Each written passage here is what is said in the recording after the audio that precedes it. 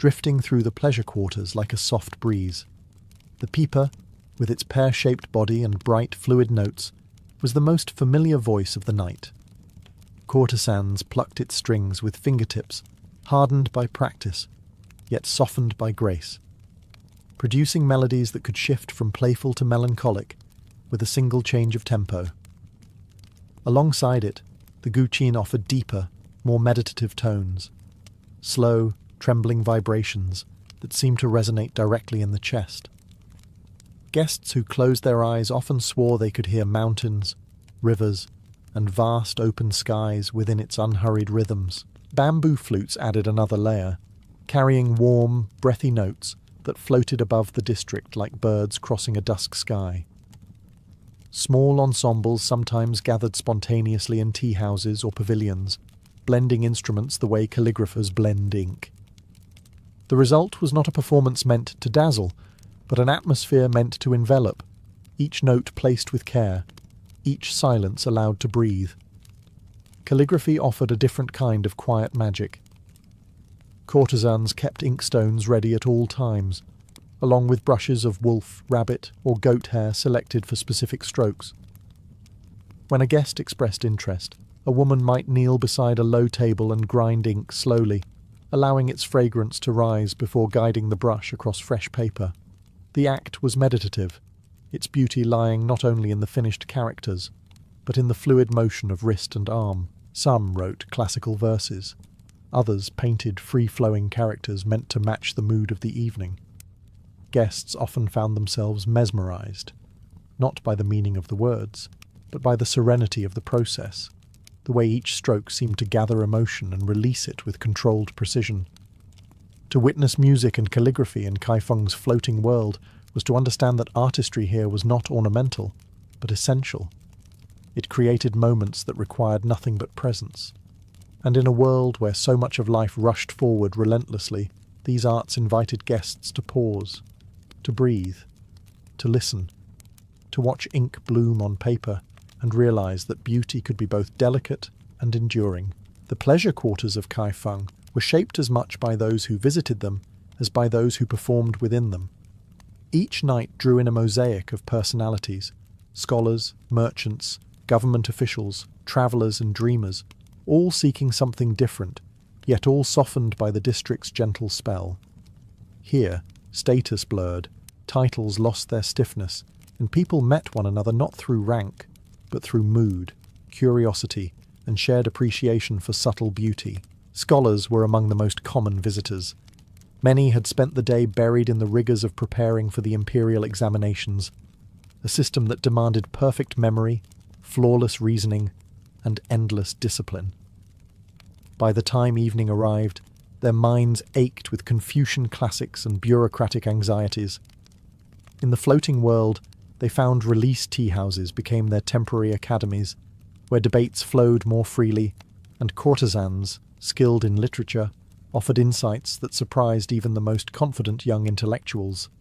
Some scholars left with new verses to ponder, others left with hearts gently stirred by a courtesan's calm smile. Merchants, weary from negotiation and travel, came seeking something different. Companionship that didn't hinge on profit. They enjoyed the warmth of a shared drink, stories exchanged beside lantern light, and the comfort of being treated not as negotiators, but as humans. Many brought exotic goods from distant provinces, spices, fabrics, carved trinkets, and gifted them to their favourite courtesans, hoping not to buy affection, but to honour artistry. Officials arrived cautiously, wrapped in layers of duty and secrecy. Yet within the pleasure quarters, even strict-faced bureaucrats softened. Some sought intellectual sparring partners, others sought silence. A few came simply to observe, finding comfort in watching life unfold without needing to control it.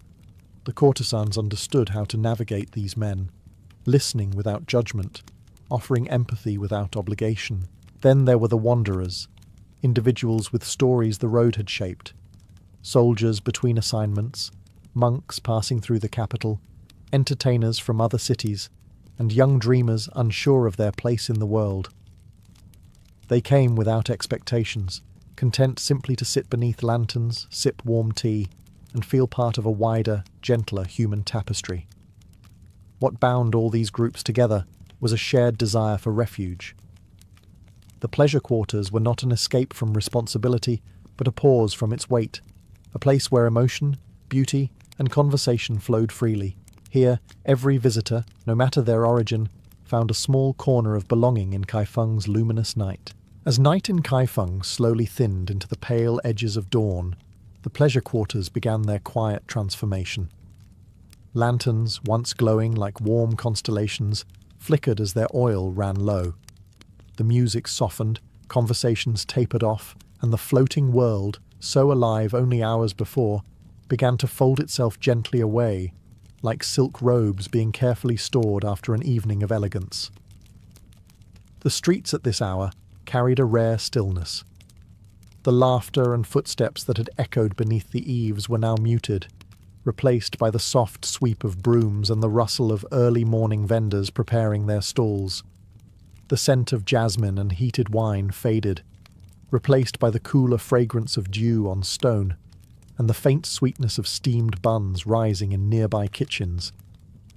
Tea houses closed their carved doors one by one, curtains falling like tired eyelids after a long night of stories, debates, and hushed secrets. Within the flower pavilions, courtesans extinguished their candles and loosened their elaborate hairstyles, letting the long weight of their day slip free.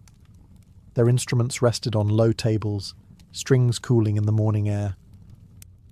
The women moved with a gentler, more private grace now. Not the polished performance of the night, but the quiet routine of those who lived between two worlds. Some sat by their windows, watching the sky brighten.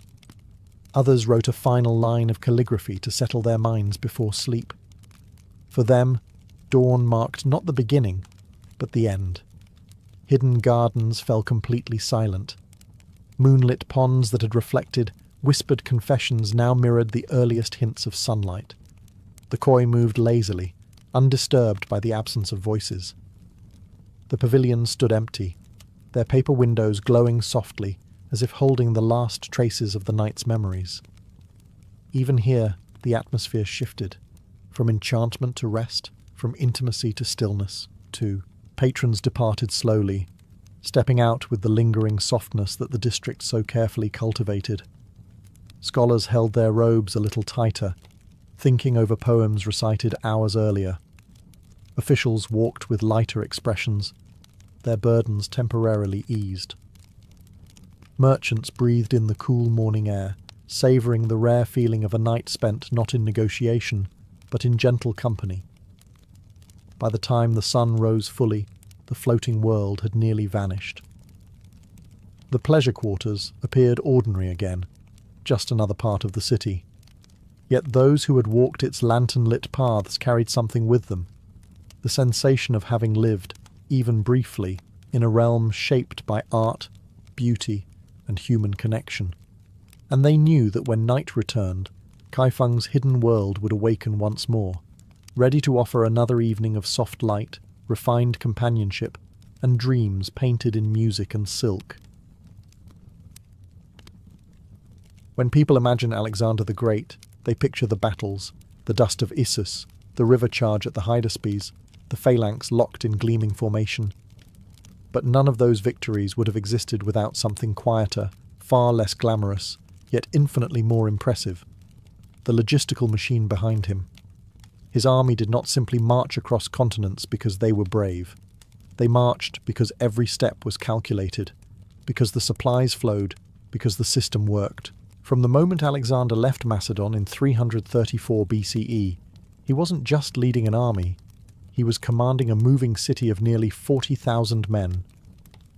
This city stretched for kilometers, when on the move, with soldiers, cavalry, engineers, siege specialists, medics, blacksmiths, cooks, scribes, and interpreters.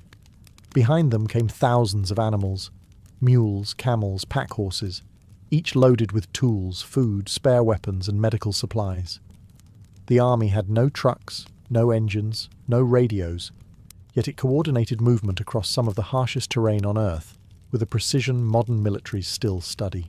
Alexander inherited a brilliant system from his father, King Philip II, but he refined it ruthlessly.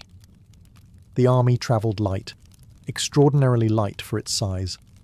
Soldiers carried only essential gear: weapons, armour, a cloak, a few days' worth of grain, and often a simple cooking pot. Tents were mostly reserved for officers. Ordinary soldiers slept under the open sky, reducing baggage weight and increasing speed. The less they carried, the faster they moved. And speed, for Alexander, was as deadly as a spear. But movement was only half the story. The real miracle lay in supplying the army. Alexander understood that fuel, food, water, fodder, was as important as bronze and iron. His scouts rode days ahead, mapping wells, rivers, and villages. Local cooperation was negotiated before the army ever arrived. If an area couldn't support the troops, routes were changed. If grain was needed, caravans were organised. If the land was barren, rations were adjusted and marches were shortened to avoid exhaustion. This careful choreography made Alexander's army something almost unnatural for its time, a force that could move swiftly, strike suddenly, and survive in environments where other armies would starve. The logistics were invisible to most, but they were the heartbeat, the silent engine, the reason a young king could take one army across deserts, mountains, and empires, and never let it collapse under its own weight. Feeding 40,000 men was not a challenge.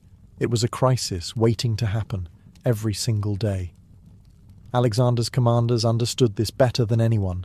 A soldier could fight without sleep. He could march with bleeding feet. But without food and water, the army collapsed, discipline vanished, and the momentum of the campaign died. So, before any battle, any victory, any moment of glory, there was grain. Tons of it, hauled, bought, taxed, or foraged to keep the machine alive. The backbone of the army's diet was barley and wheat. Each soldier consumed roughly a kilogram a day. Multiply that by tens of thousands, add cavalry horses, pack animals, and the herds that followed the army, and the numbers spiraled quickly into something staggering. Alexander solved this not with stockpiles, which slowed movement, but with constant acquisition. His scouts and quartermasters rode ahead, securing agreements with towns and villages before the army arrived. They negotiated grain, fodder, salt, dried meat, and sometimes livestock, all delivered directly to the army's route. When cooperation failed, the Macedonians foraged aggressively. This wasn't random plundering. It was an organised sweep. Units spread out across a radius around the marching column, gathering grain, cutting fodder, and seizing supplies. But Alexander preferred diplomacy over destruction. Burn a village today, and there's no food tomorrow. Secure its loyalty and the supply line strengthens. The cavalry required even more attention. A war horse ate as much as 10 men, and Alexander had thousands. Grasslands determined routes as much as strategy. In barren regions, herds of sheep and cattle marched with the army, creating a living supply line. Fresh meat, milk, hides, all moved on 4 legs, eating the land under them and feeding the army as needed. Water was the ultimate dictator of movement. On the march, the army often left at dawn, stopping at rivers or wells by noon before heat became lethal. Scouts identified water sources days ahead, marking safe routes across regions where a single mistake could mean dehydration and death. Alexander treated supply not as an afterthought, but as an invisible battlefield. Winning this battle meant his men stayed strong. Losing it meant collapse. Every day the army marched, the supply officers fought their own war. One measured not in casualties, but in grain sacks, hoofprints, and the precious sound of water flowing where it was needed. Most Alexander's victories are often remembered for their heroic clashes, phalanx versus empire, cavalry versus chaos. But the real battleground lay beneath the soldiers' feet. Terrain was both enemy and ally. Roads, mountains, rivers, deserts, and passes shaped the pace, direction, and survival of the campaign. Far more than any general's intentions, Alexander understood this instinctively. He treated land the way a master sailor treats wind, something to respect, exploit, and never underestimate. The Macedonian army moved along routes chosen with obsessive precision. Scouts and engineers rode ahead, studying the ground, measuring distances, locating water, and evaluating whether a column miles long could pass. A road too narrow or muddy could snarl the entire army and expose it to ambush. A river too swift could drown hundreds of men and animals. Time and again, Alexander avoided disaster simply by altering a route by a few miles. A small adjustment with massive consequences. Crossing mountains was among the hardest tasks. The Balkan ranges, the Taurus mountains, and especially the Hindu Kush tested the army beyond endurance. Narrow passes forced men to march single file. Cold turned weapons brittle. Snow blinded horses. Avalanches and rockfalls threatened entire units. Yet Alexander planned each ascent with mathematical calm. Breaks at sheltered ledges. Fires prepared in advance. Pack animals redistributed to prevent accidents, and reserves of grain saved specifically for these deadly climbs. The deserts were even worse. The Syrian steppe, the fringes of Mesopotamia, and later the Gedrosian desert presented a kind of warfare without an enemy. Heat, thirst, disorientation. Alexander's movement through these regions depended entirely on prior information. Local guides, captured scouts, traders and nomads were interrogated or bribed for knowledge of wells, hidden springs, and shaded wadis. A single incorrect direction could doom thousands. Alexander's genius was not just following advice, but choosing the right advisors. Even open plains required skill. The army marched in flexible blocks, keeping cavalry close to protect supply trains. Engineers improved roads on the spot, levelling earth, laying planks over marshy ground, and reinforcing banked river edges. Where bridges didn't exist, they built them. Where rivers were too wide, Alexander used ferries, rafts, or captured ships. Every crossing was a construction project executed at military speed. Movement wasn't just transportation, it was strategy. By mastering the land, Alexander mastered time. He arrived when enemies thought him weeks away. He struck before they believed movement was possible. Terrain didn't slow him, it amplified him. And that, more than any sword, made his campaign unstoppable. No ancient campaign survived on strength alone. Armies without information walked blind into deserts, ambushes, empty storehouses, and poisoned wells. Alexander understood this better than any commander of his age. His empire was built not just by phalanxes, but by eyes and ears, scouts, informants, interpreters, diplomats, and local guides who formed the nervous system of his logistical machine. Every march began with reconnaissance. Days before the main column moved, Alexander's prodromoi, light cavalry scouts, rode out in wide arcs ahead, sometimes covering 50 kilometers a day. They mapped terrain, checked water sources, counted livestock in villages, and watched for hostile forces. Their reports determined everything: the route, the pace, the timing, the need for supplies. A wrong report could kill thousands. A good one saved them, but scouts alone weren't enough. Alexander relied heavily on local cooperation.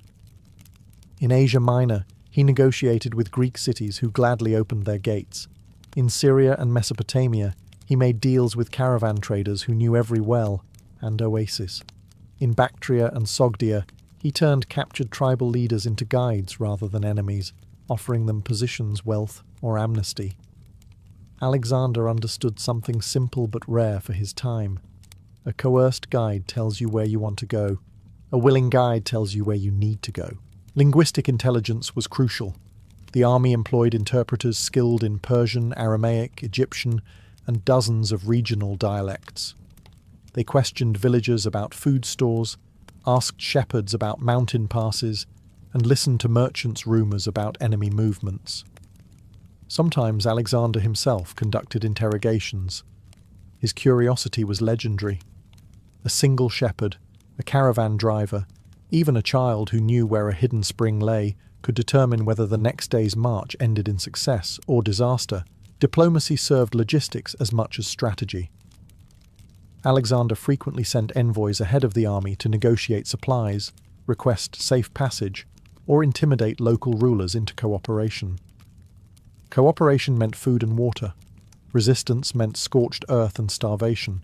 So Alexander made cooperation profitable: protection for loyalty, autonomy for obedience, and honor for assistance. Local elites often preferred partnership to destruction. Information allowed the army to move like a precision weapon. Without intelligence, the phalanx might still fight bravely, but bravery doesn't locate rivers, refill grain storerooms, or reveal hidden roads. Alexander's scouts and informants didn't just support the campaign, they enabled it.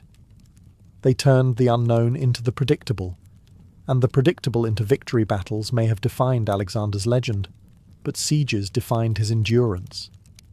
Taking a walled city was not a matter of courage. It was a matter of logistics: engineering supplies, manpower, timber, tools, food reserves, and above all, time. Every siege drained resources at a terrifying pace. And yet Alexander never hesitated to assault a fortified city because he had mastered the unmistakable rhythm of siege warfare: build, supply, pressure, and outlast. When the army laid siege to a city, the first order was not to attack, it was to build. Engineers and carpenters stepped forward with tools, axes, and ropes. They required huge quantities of timber for ladders, battering rams, catapults, torsion engines, siege towers, and protective screens. This timber came from forests miles away, cut by labour detachments who marched with axes rather than spears. The trees were felled, shaped, loaded onto carts or pack animals, and hauled to the siege lines. The army became a construction workforce overnight. Alexander's engineers were among the finest in the ancient world. They analysed walls, identified weak points, calculated angles for artillery, and directed the placement of siege towers. Carpenters built platforms and walkways. Miners dug tunnels beneath walls, propping them with timber that could later be burned to collapse entire sections. Every structure required a steady flow of nails, ropes, pulleys, hides, shields, and spare wood. Siege logistics resembled running a massive workshop under hostile fire. Food became a bigger challenge during sieges because the army stopped moving. When stationary, consumption rose while foraging decreased. To compensate, Alexander pre-planned supply lines. Before beginning a siege, grain was stored in temporary depots behind the army. Convoys of pack animals rotated between depots and the front lines. When possible, he secured cooperation from nearby villages to keep food flowing. A siege could last days or months. Without prearranged supply, even the strongest army starved. Time was the most precious resource of all. A prolonged siege risked disease, desertion, supply shortages, and reinforcements arriving for the enemy. Alexander therefore used constant pressure artillery, bombarded walls day and night. Sappers dug relentlessly. Marines conducted amphibious assaults when cities stood by water. The goal was not merely to break walls, but to break morale, to ensure the city surrendered before the logistical clock ran out. Every stone hurled from a catapult, every tower rolled forward, every underground tunnel supported by timber reflected the same truth. Alexander didn't win sieges through brute force. He won them through logistics, a blend of engineering, calculation, and relentless preparation that wore down enemy cities long before the final breach. Water, though essential for survival, was also one of the most dangerous obstacles Alexander's army faced. Rivers were unpredictable.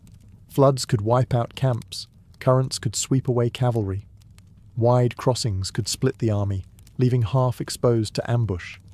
Yet Alexander crossed more major rivers than any commander of his age: the Granicus, the Tigris, the Euphrates, the Indus, and countless smaller streams.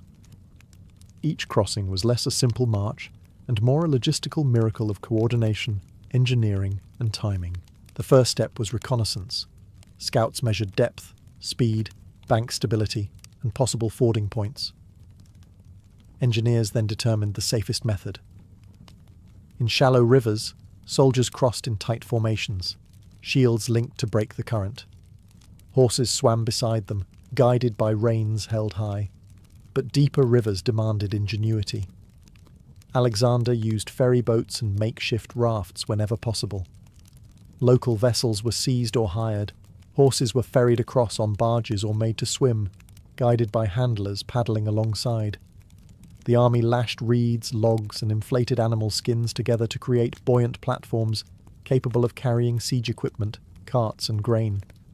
Artillery was dismantled into pieces, ferried across, and reassembled on the other bank. Alexander's favourite trick was psychological, crossing at night or upstream, forcing enemies to guess the point of crossing.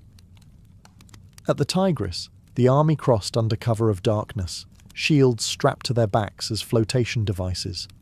At the Hydaspes, he repeatedly marched his troops up and down the riverbank to confuse King Porus, then used a hidden island upstream to launch a surprise crossing in heavy rain.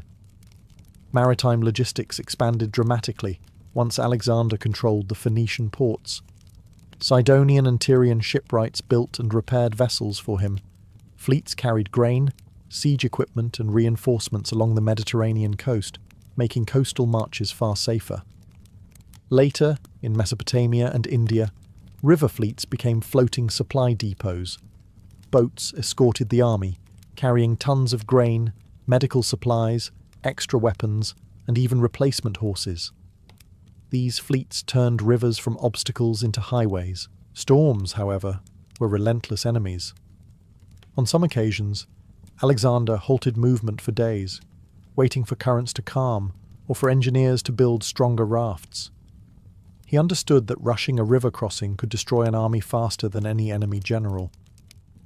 Every successful crossing strengthened his legend. But the real triumph lay in logistics. Alexander conquered rivers not by bravery, but by preparation, engineering skill, and a disciplined choreography that turned dangerous waters into stepping stones across an entire continent. Alexander's army marched on more than grain and discipline. It marched on bodies.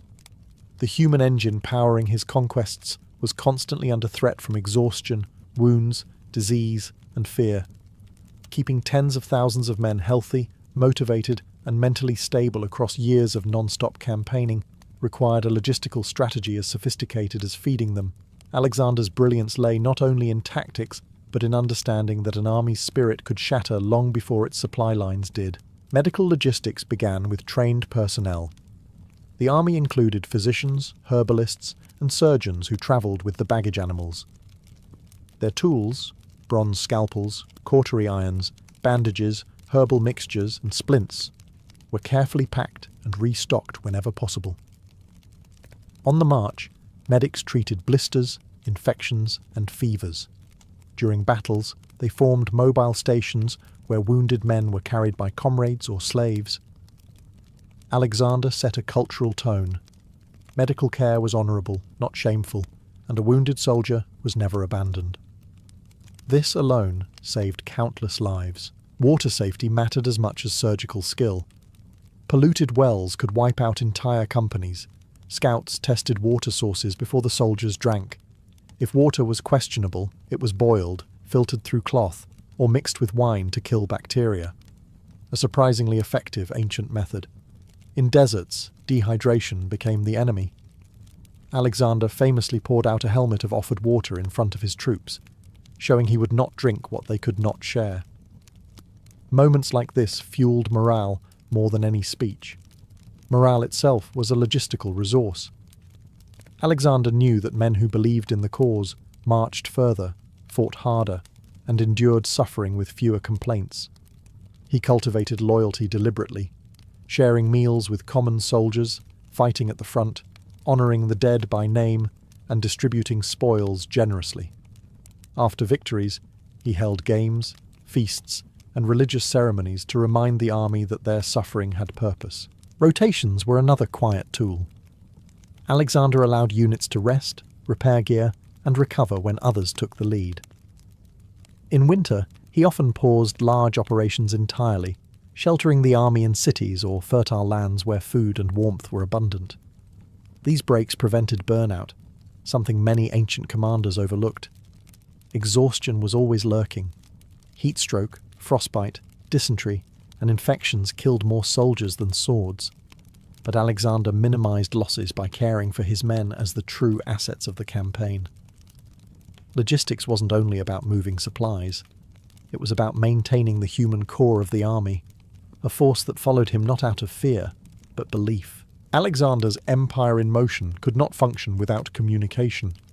40,000 men spread across miles of marching columns, supply trains, scouting parties, and engineering units needed a continuous stream of orders, clear, fast, and reliable. In an age with no radios, no written dispatches carried by vehicles, and no long-distance signalling devices beyond flags and fire beacons, this challenge was immense. Yet Alexander managed it with a system so effective that his army moved like a single organism. The core of the communication network consisted of messengers, mounted couriers trained to navigate rough terrain at speed. These riders carried verbal or written orders from Alexander to his commanders, from commanders to officers, and from officers to the men. Their horses were the fastest in the army, and fresh mounts waited at intervals along major routes whenever Alexander anticipated intense activity. A courier could travel dozens of kilometers in a day, allowing Alexander to redirect entire units in hours rather than days. Inside the marching column, coordination depended on discipline and structure. The army moved in organized blocks: heavy infantry, cavalry, light troops, siege engineers, and baggage trains, each knowing its place and responsibilities. Officers used horn blasts, drums, and shouted commands to control the pace and spacing. A single change in formation required hundreds of men to shift simultaneously. Yet because of rigorous training, maneuvers happened smoothly, even on narrow roads or uneven terrain. Before every major movement or battle, Alexander held councils with his generals. These meetings were not ceremonial. They were tactical briefings. Alexander outlined objectives, explained terrain, and assigned roles. His commanders could ask questions, raise concerns, and suggest alternatives. By the time the council ended, every senior officer understood the plan in detail, crucial for an army that often marched or fought far from its leader's direct line of sight. Communication extended beyond the army itself. Alexander cultivated a network of informants, diplomats, and friendly local rulers who relayed intelligence on enemy movements. Envoys carried messages between conquered cities, ensuring smooth transitions and reliable regional governance. Even during rapid advances, Alexander left behind functioning administrative structures capable of maintaining supplies, order, and loyalty. Coordination wasn't merely military, it was logistical. When the army needed to pivot suddenly, communication ensured that scouts moved first, supply trains rerouted, engineers adjusted their tasks, and baggage animals shifted formation. Without this synchronization, the army would have splintered into chaos. What made Alexander's logistical genius astonishing wasn't just that he supplied his army, but that he kept every part of it moving together. Orders flowed like blood through arteries, never stopping, never slowing, ensuring that his war machine marched with unity, precision, and purpose. For nearly a decade, Alexander's logistical system held together under pressures that would have shattered any ordinary army. It fed men across scorching deserts, moved siege equipment over mountains, supplied war horses across barren plains, and coordinated thousands of moving parts with razor-sharp precision. But even the greatest logistical machinery has limits, and by the final years of the campaign, Alexander began to confront them. The first cracks appeared in India. The monsoon rains turned roads into rivers. Grain rotted before it could be cooked. Baggage animals sank into mud so deep that entire carts disappeared. Scouts struggled to find reliable landmarks in a landscape transformed by storms. Even seasoned commanders admitted they had never seen terrain so hostile to movement.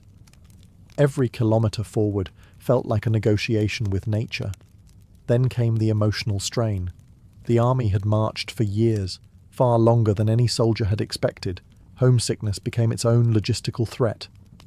Rumours spread that the edge of the world lay ahead, that monsters lived in the eastern forests, that no returning path existed. When Alexander demanded they press deeper into India, his men refused. Not out of cowardice, but because logistics, physical and psychological, had reached breaking point.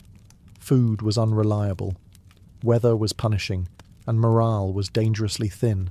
The retreat through the Gedrosian desert was the final blow. Alexander attempted to march his army along a coastal route so remote and barren that even local tribes avoided it. Water was almost non-existent. Wells were scattered and often dry. Heat killed faster than enemy blades. Baggage animals collapsed. Supplies had to be rationed to handfuls. Men marched delirious, leaving behind comrades who could no longer stand. No tactical genius could outrun thirst. This wasn't failure of planning. It was the brutal reality that some environments simply could not support tens of thousands of people, moving as one. Logistics, the foundation of Alexander's conquests, had finally met a battlefield it could not win. Yet even in these hardships, the system held long enough to save the army from total annihilation. Scouts still searched for water. Remaining supply ships shadowed the coast, dropping off what little they could. Officers kept order. Alexander shared his men's suffering, refusing special treatment. That alone kept the army from dissolving entirely. By the time the shattered force reached safety, the lesson was clear. Alexander had pushed logistics to its limits, and beyond his campaigns were not just a triumph of strategy, but a testament to how far planning, discipline, and relentless willpower could carry a civilization across the unknown. And in the end, it was logistics, not swords, that drew the final boundary of his empire. The Subura did not welcome you gently. It hit you, in the nose, in the ears, in the chest, with a wave of noise, smoke, heat, and humanity so dense it felt like stepping into another universe entirely. Only a few steps separated it from the respectable districts of Rome, yet the contrast was so sharp it might as well have been a different city. Behind you lay marble temples and orderly streets. Ahead sprawled a chaotic maze of taverns, brothels, workshops, and towering insular tenements leaning over the streets like crooked giants. The first thing anyone noticed was the sound. Subura never slept. Even at dawn, the streets throbbed with shouted arguments, clattering carts, children chasing each other through alleys, and prostitutes calling out from balconies. Vendors hollered prices for bread, olives, lamp oil, and boiled sausages. Smiths hammered metal in doorways. Beggars sang or cried for coins. And somewhere above it all, laundry lines stretched between windows like makeshift banners, swaying in the warm Roman breeze. Smells layered on top of each other. Wood smoke, fish stew, spilled wine, sweat from hundreds of labourers, wet clay from potters' workshops, and the unmistakable stench rising from gutters that doubled as sewers. It wasn't pleasant, but it was alive. Subura was the beating heart of Rome's working class, a district where life was loud, fast, and constantly on the edge of disorder. The buildings rose high, often 5 or 6 stories, built cheaply by landlords who cared more about rent than safety. Fires were common, collapses even more so. Families squeezed into tiny rooms lit by a single oil lamp. Freedmen, immigrants, craftsmen, gladiators, prostitutes, and criminals all lived wall to wall, layered above shops and taverns that never closed. You could buy anything in Subura: food, sex, stolen goods, gossip, forged documents, protection, or trouble you hadn't meant to find. Then there were the streets themselves, narrow, twisting, half hidden by shadows. They felt like they were watching you. Stray dogs darted between legs. Thieves moved like ghosts. Drunks slept in doorways while debt collectors stalked the alleys like predatory cats.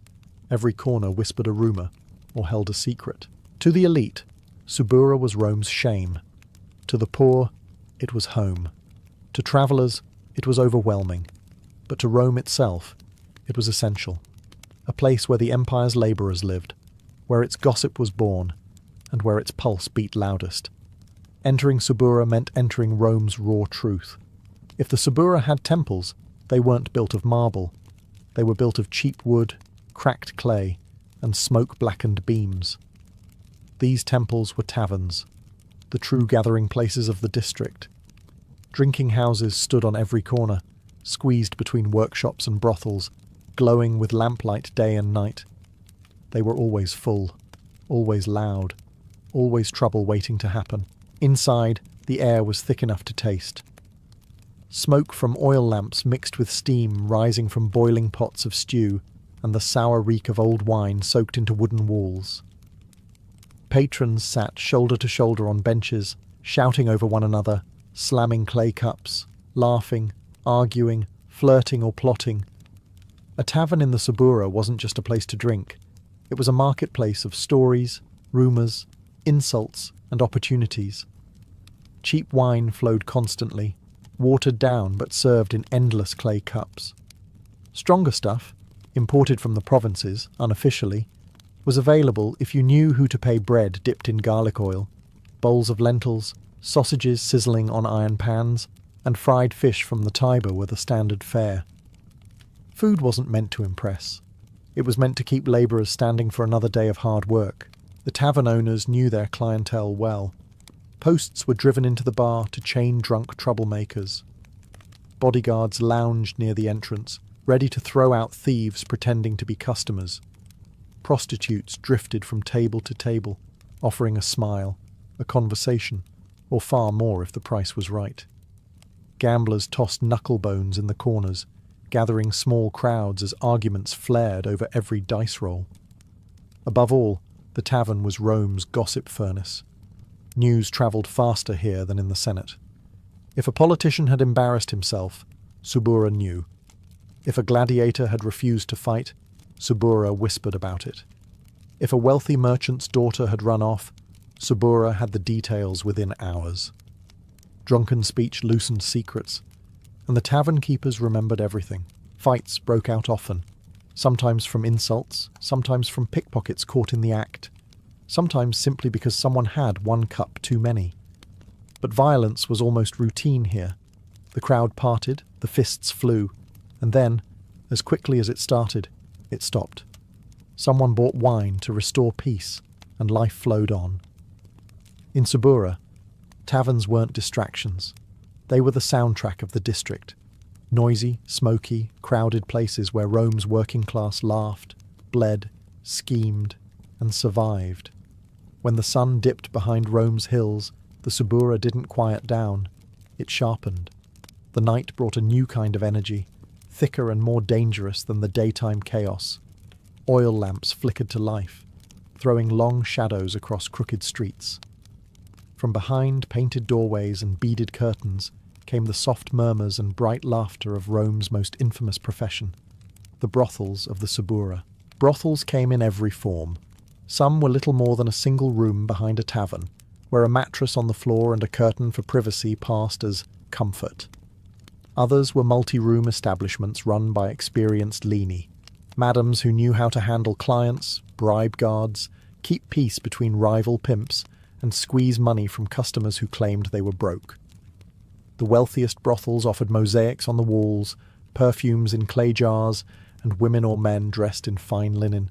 But even these luxury houses remained firmly Suburan, loud, smoky, passionate, and always slightly dangerous. The sex workers of Subura were a diverse mix.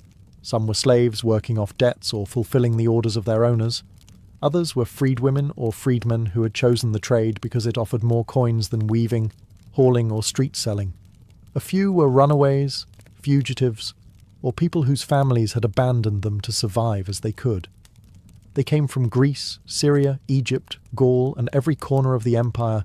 Subura was a melting pot of languages, accents, desires, and desperation.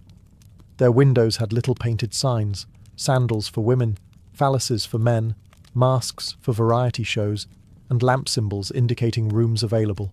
Patrons lined up in the corridors, coins in hand, bargaining loudly. Inside, the mood was unpredictable. Sometimes playful, sometimes melancholy, sometimes brutal. The madams enforced rules to keep fights from erupting, but in a district like Subura, trouble never stayed quiet for long. And yet, brothels were not only places of lust, they were centres of information. Soldiers bragged about upcoming deployments. Merchants whispered about shady deals. Politicians' henchmen sought discretion and sometimes offered bribes or secrets. A single evening could expose a rumour worth a fortune. Prostitutes listened and remembered their knowledge made them valuable, protected, and occasionally feared. Walking past the brothels meant passing throbbing music, muffled arguments, sudden laughter, and shadows that moved faster than the lamplight. Subura's night economy wasn't hidden. It was the district's lifeblood, pulsing openly through the streets. Here, vice wasn't shameful. It was business. It was survival. It was Subura. If daylight showed Subura's noise and poverty, nighttime revealed its teeth. Crime wasn't a lurking force here. It walked openly, breathed the same smoke-filled air, and moved through every alley with practiced ease. Subura was notorious across Rome for its thieves, gangs, and shadow networks, so deeply rooted that even the city guard entered reluctantly, and only in groups the thieves came first.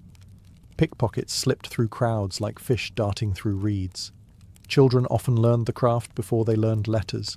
They tugged at belts, slipped hands into coin purses, or sliced open bags with tiny knives. The smarter ones didn't steal boldly. They created distractions, a staged argument, a sudden fall, a spilled basket of fruit. While all eyes turned, a purse vanished. Losing money in Subura wasn't a rare misfortune. It was expected. Then there were the burglars. At night, they moved across rooftops, creeping through open windows or cutting through weak shutters. Insulae were perfect targets. Dozens of residents crammed into flimsy apartments with almost no ability to secure their belongings. Burglars didn't always work alone. Many belonged to one of Subura's gangs, loose collectives bound not by loyalty, but by profit. Gangs varied in size and reputation. Some controlled gambling dens or brothel protection rackets. Others specialized in extortion, demanding payment from tavern owners to prevent accidents. A few acted almost like unofficial neighborhood guards, helping residents in exchange for coin or shelter. But many gangs were unpredictable, prone to infighting, betrayal, and sudden violence. Their turf wars, fought with fists, clubs, or short daggers, often erupted without warning, sending bystanders scattering. The city's official security force, the urban cohorts, avoided patrolling Subura after dark. They knew the terrain favoured locals, narrow passages, dead-end alleys, rooftop shortcuts. Criminals navigated them like second-nature officers risked ambushes, mockery, or worse. When they did enter, it was usually to retrieve a corpse, break up a riot, or escort a politician's private guard. Information was currency. Criminals traded it like merchants traded spices. Who was carrying money? Who owed debts? Who was new to the district and likely unprepared? Subura was a district where secrets didn't remain hidden long, and where those who kept their mouths shut survived the longest. Yet for all its danger, residents adapted. They walked quickly, kept purses hidden, avoided certain alleys, and learned which faces meant trouble. Subura didn't ask for moral judgment. It demanded awareness. In a place where criminals lived door to door with honest labourers, survival meant understanding one simple truth. The shadows ruled the streets, and the streets never slept. Beneath the noise, crime, and nightlife, Subura had another identity. It was the engine room of Rome. This district wasn't populated only by thieves and drunkards. It was home to tens of thousands of honest labourers and craftsmen whose sweat kept the empire functioning. If Rome ate, built, manufactured, hauled, cleaned, or repaired anything, odds were good it passed through the hands of a Suburan worker. At dawn, long before taverns emptied, the labourers emerged.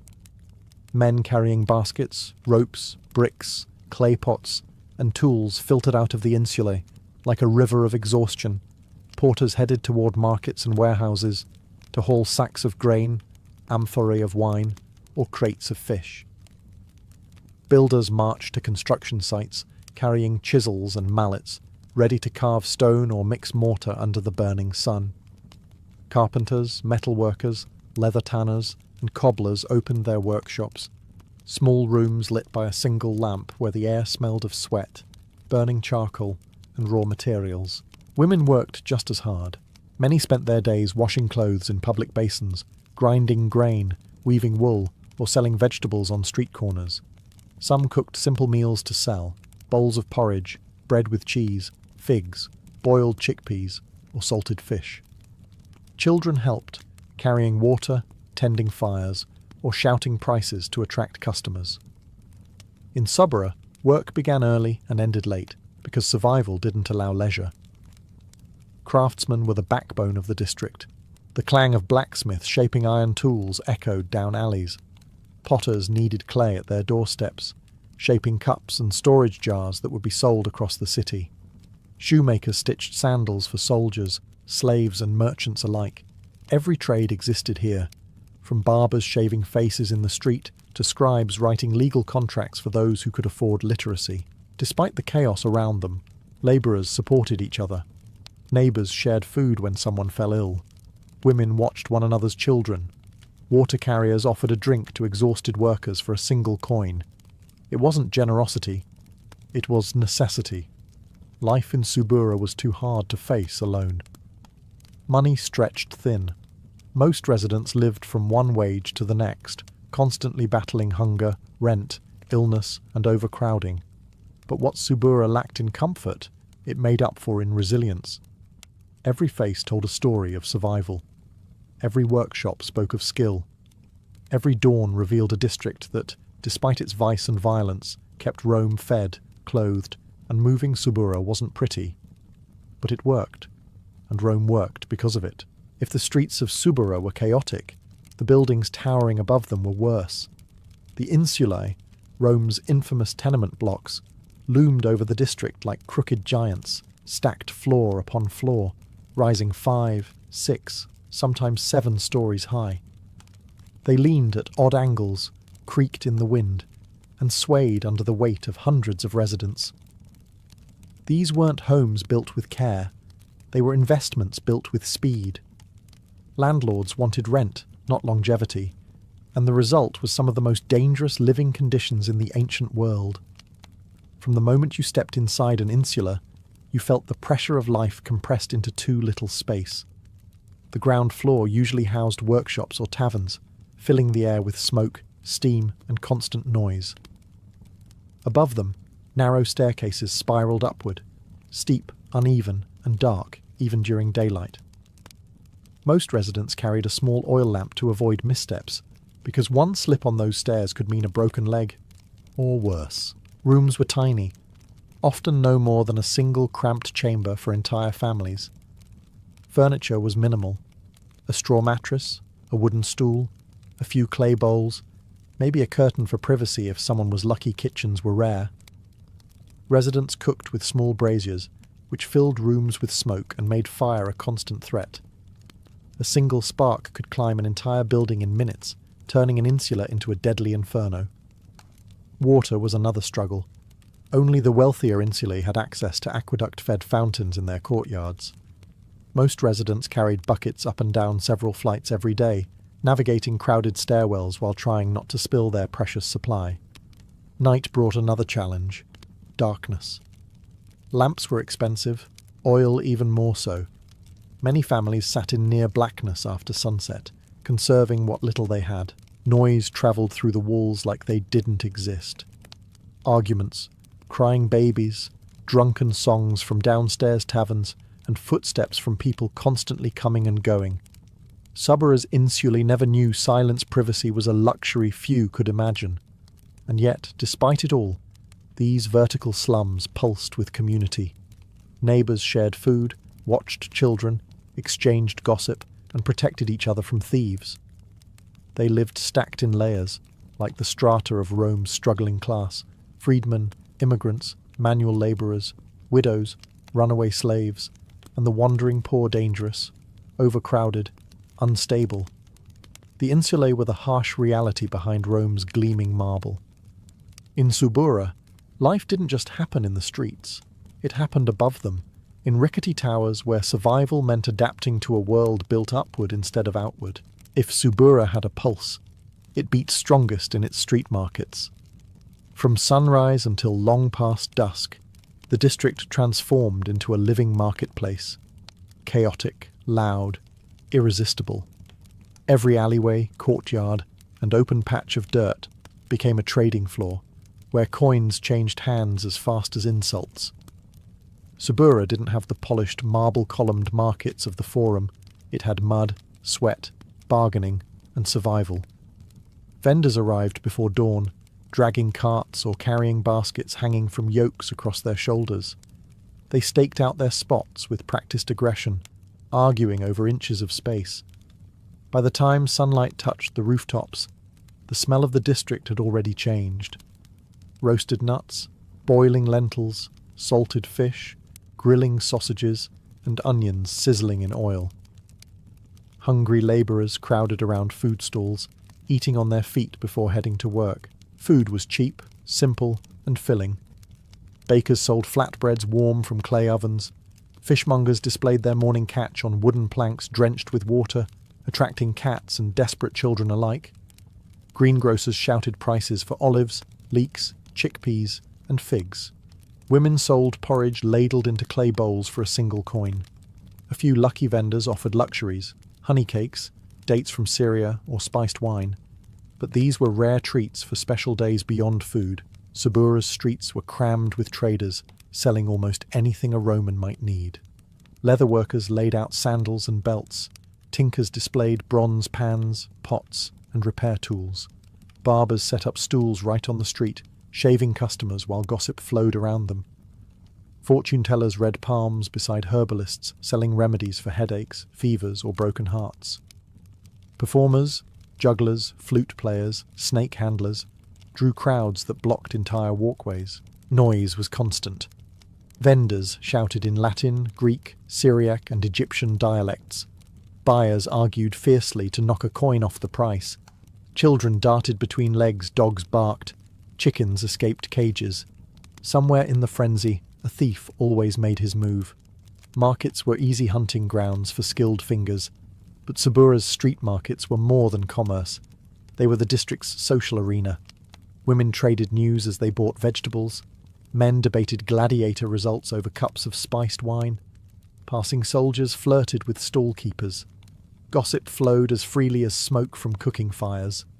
If something happened in Rome, a scandal, a death, a political uproar, the Subura markets knew first, and they spread the news faster than any herald. In these crowded streets, survival was an art. Selling, buying, bargaining, all required instinct and resilience. The market wasn't just where Suburans fed their families. It was where they lived their lives, minute by minute, noisy, smoky, unforgettable minute. No district in Rome lived closer to disaster than Subura. It was a place where danger didn't need an invader or a rebellion. It could spark from a kitchen fire, a drunken argument, or a simple misunderstanding in a crowded alley. And when disaster struck here, it struck hard. Subura was famous across the empire for three things: fires, riots, and a deep mutual distrust between its people and the officials meant to control them. Fires were the oldest enemy. Insulae built from cheap timber and dry plaster turned into tinderboxes during the hot months. A single overturned oil lamp or cooking brazier could ignite an entire building. Flames climbed the wooden stairways like ladders, spreading from apartment to apartment in minutes. Smoke filled the narrow streets long before residents realized they were trapped. Neighbors burst into each other's rooms, grabbing children, hauling elderly tenants down collapsing staircases. Fire didn't discriminate. It devoured everything Subura had no organized firefighting force. Buckets, wet cloths, and desperate shouts were the only weapons. Sometimes the urban cohorts arrived with axes to tear down burning walls, but more often the fire had already taken half the block people rebuilt, again and again, because they had no other place to go. Riots were just as common. Crowded living, poverty, hunger, crime, and constant stress made Subura a boiling pot. If a landlord raised rent, a fight broke out. If a corrupt official demanded bribes, crowds gathered with stones. If two gangs argued over territory, the entire street turned into a battleground. Wine-fueled tavern brawls spilled into alleys. In festival seasons, excitement turned chaotic. Torches, drums, and drunken shouts often pushed crowds past the point of control. The city authorities feared Subura. Urban cohorts patrolled rarely, and always in groups. Politicians ordered their guards to avoid certain streets altogether. Entering Subura unprotected was seen as foolish, even for hardened soldiers. The residents didn't trust the authorities either. They saw them as outsiders, tax collectors, enforcers of rules that didn't consider daily struggle. Subura handled its own justice. Thieves were beaten by neighbours. Troublemakers were chased out. Gangs negotiated truces without involving law enforcement. And yet, in moments of disaster, unity appeared instantly. When a wall collapsed, dozens helped dig survivors out. When riot turned truly deadly, neighbours shielded children and strangers alike. Subura was volatile, unpredictable and dangerous, but it was also fiercely protective of its own. Here, survival wasn't a hobby, it was a community instinct, forged in fire, fear and resilience. For all its grime, danger and endless noise, Subura had something the polished districts of Rome lacked: a soul. It wasn't a district built on marble pride or aristocratic ceremony. It was built on human energy, raw, unfiltered, relentless. Subura was where Rome's heart beat at street level, where the empire's poorest and boldest carved out a life in the cracks of the city. Culture thrived here, not in libraries or lecture halls, but in daily life. Storytelling happened in taverns over cheap wine, where old men recounted gladiator fights, love affairs gone wrong, and rumours of imperial scandals whispered by drunken soldiers. Music drifted from upper floors, flutes, drums or improvised instruments beaten on clay pots. Children danced barefoot in alleys, chasing each other through shadows illuminated by oil lamps. Languages mixed constantly. Latin blended with Greek, Aramaic, Punic, Egyptian dialects, and the rough accents of Gaul and Thrace. In a single marketplace, you could hear 10 different regions of the empire represented in a single argument. Subura wasn't diverse because Rome wanted it that way. It was diverse because Rome absorbed the world, and the world flowed downhill into its cheapest district. Religion was equally vibrant. Street shrines stood beside doorways. Tiny statues of Lares, household gods, watched over families struggling to get by. Women lit incense in cracked clay bowls. Men left coins or bread scraps at makeshift altars. Foreign cults had footholds too. Syrian, Egyptian, Jewish, Mithraic. Subura accepted any god who accepted its people. Faith was not ritual here. It was survival. Despite its reputation, Subura also produced talent. Actors, boxers, gladiators, fortune-tellers, healers, midwives, craftsmen, cooks, musicians. Many of Rome's most colourful personalities came from these tangled streets. Some rose to fame. Some rose to infamy. Most simply lived, unnoticed but essential, supporting the vast machinery of the empire from below. Identity in Subura wasn't about ancestry or wealth. It was about toughness, street instinct, community, knowing where not to walk after dark, knowing who to greet and who to avoid, knowing how to stretch a coin until the next payday. Families who survived generations here developed a fierce pride. Suburanus became more than an address. It became a personality. Rome's elite dismissed Subura as a pit of vice.